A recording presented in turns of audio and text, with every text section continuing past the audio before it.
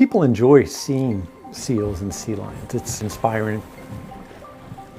It's just beautiful to watch. They're fun. They're highly adapted to do what they do. We were in danger of losing these back in the 60s. In 1972, the Marine Mammal Protection Act was put in place, and 30 years went by and these populations recovered. They're at an all-time high since we've been measuring. Pinnipeds are a success story in conservation.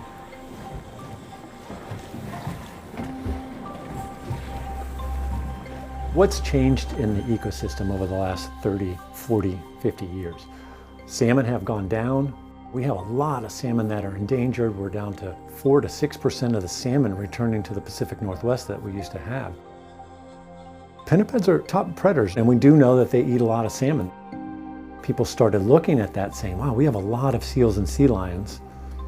Are they part of the problem, or is it anecdotal that they're just doing what seals and sea lions do?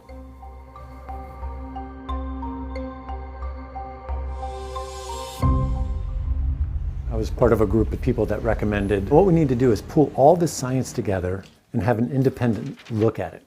Do we know enough to make a decision, or are there really big questions that we still have to answer before we try and do anything about pinniped predation on salmon?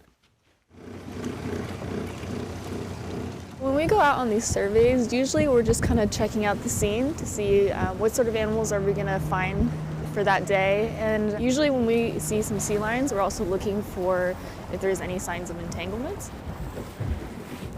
So we're here at Whale Rocks, just at the entrance of Cattle Pass, and there's a big haul out here. Sometimes we see harbor seals here. Today, this is just totally stellar sea lions. I'd guess there's probably close to 100 animals on the rock and in the water. But the little guys are really, really fun to watch. Kind of makes you realize they're smart. They're like dogs, you know. They're intelligent. They're sentient creatures. Those animals are fat. They're really happy. They finished their breeding season. They're playful. They feel good. That's a robust, healthy population. If we're going to remove those animals, we want to be pretty certain that we're going to cause the benefit that we want to cause. Otherwise, that's a pretty big animal welfare issue on our hands. Conversely, if we don't do something, then we're not going to save salmon, and that's a big human rights issue with the tribes and the First Nations. This is something that we've been, on the tribal side, have been really pushing for the last decade plus. It's a constant battle with seals and sea lions. They've learned through behavior that if you come to Tulalip Bay, there's these nets in the water, and it's easier to corral fish into a gill net and rip them out of there than it is to go chase them out in the open oceans. There's times where we're losing half of our catch to seals and sea lions just because they're ripping them out of the nets before you're able to get to them. This has been,